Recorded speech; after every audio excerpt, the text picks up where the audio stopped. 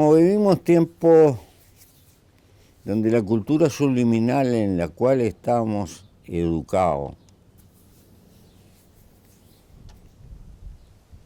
mejorar en la vida es tener más plata para comprar cosas y cosas nuevas, contra el crédito, seguir pagando. Y se tiende a confundir ser con tener. Los jóvenes, naturalmente, no pueden escapar a esa atmósfera que nos rodea. Eso es determinante, eso es lo que compone la cultura subliminal de un sistema. Y entonces algunas preguntas que puedo hacer no son frecuentes en la cabeza de los jóvenes que viven. ¿Cuál es? Porque la filosofía no da sport, no se vende. Pero viejas preguntas que han sacudido al ser humano, ¿cuál es el sentido de la vida?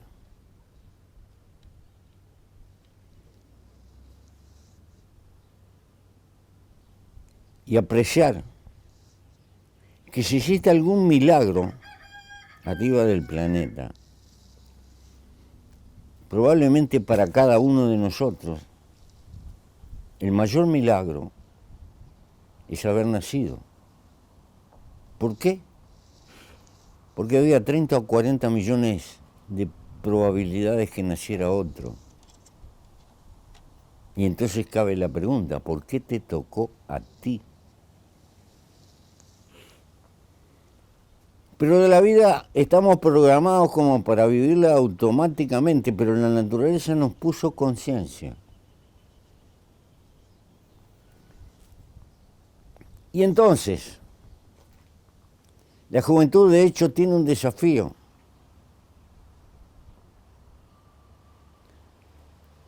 Puede incidir conscientemente y con voluntad y decisión en parte a darle un rumbo a su vida. ¿O no? Si no se hace esta pregunta, automáticamente va a tener un rumbo, que son los usos, costumbres y esa cultura subliminal de nuestro sistema. Y va a pasar a lo largo de los años confundiendo felicidad con tener más cosas. Y no va a poder entender aquella vieja afirmación aymara que pobre es el que no tiene comunidad.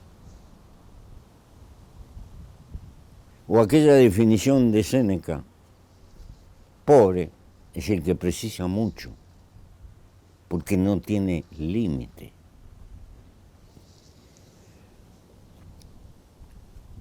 Si logra hacerse estas preguntas, comprenderá que la vida es un don privilegiado, el haber nacido, pero que no nacimos para sufrir, para estar sumidos en una ansiedad, o para pasarnos toda la vida pagando una hipotética felicidad en cuotas mensuales que no se terminan nunca, que salimos de una cuenta y nos sepultamos en otra. No estoy haciendo apología a la pobreza, estoy haciendo apología a la inteligencia. Todo tiene límites. Como decían los griegos, nada en demasía.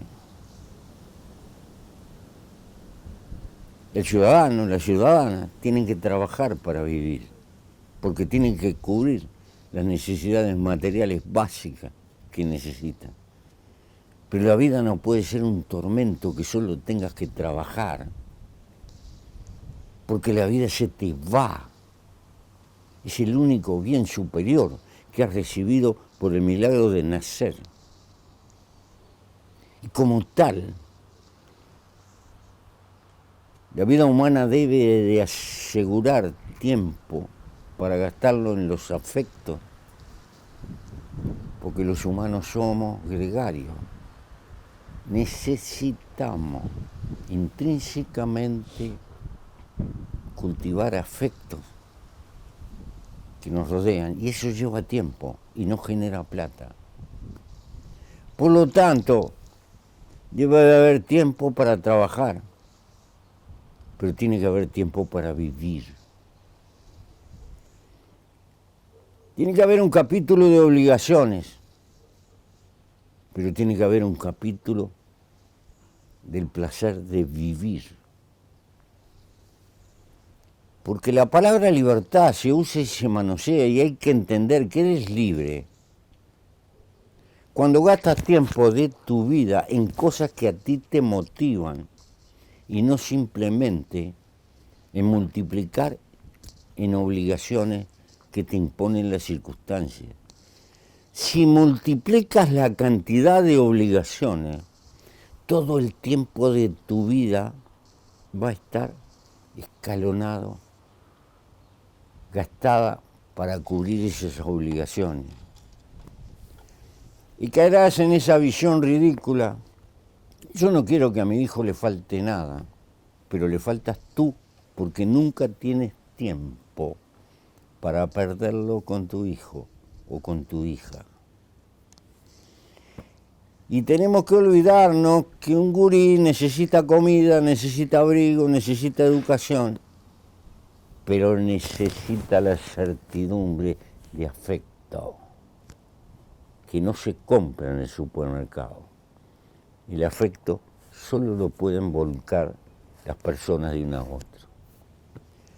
Por eso a los jóvenes es útil tener una causa para vivir. Y esa causa está en la cabeza. La causa para vivir no quiere decir que no se gaste tiempo.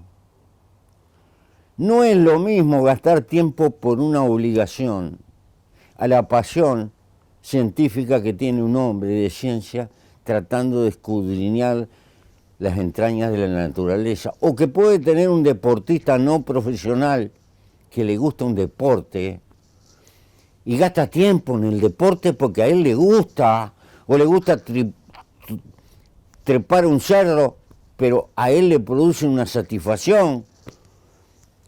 No está persiguiendo ganancia, está persiguiendo el placer de vivir.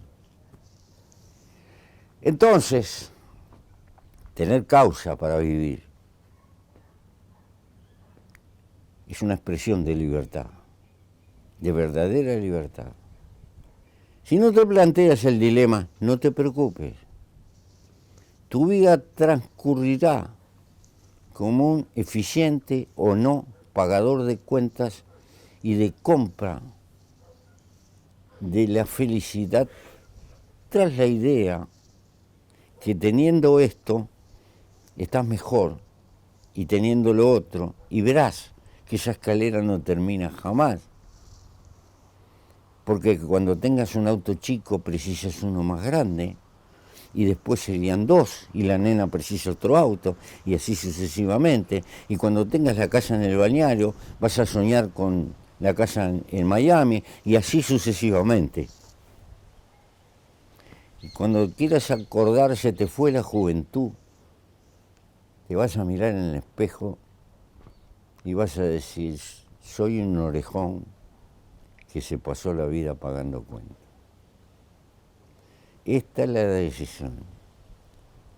Aquellos que optamos por la militancia,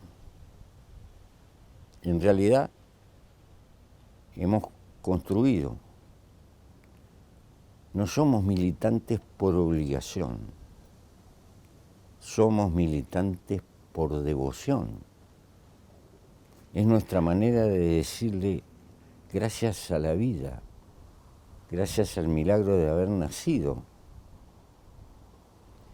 porque sencillamente transformamos la militancia en la causa que le da contenido a ese milagro de haber nacido. Algunos piensan que es un sacrificio. No, es el ejercicio de nuestra libertad.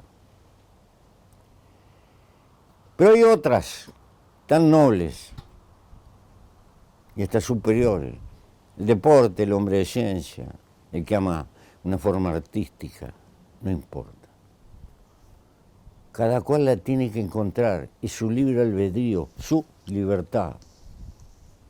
Pero si no la encuentra, el mercado se va a encargar prolijamente de darle un sentido a su existencia, ser un consumidor permanente. Porque esa es la lógica de la sociedad de mercado en la cual estamos inmersos.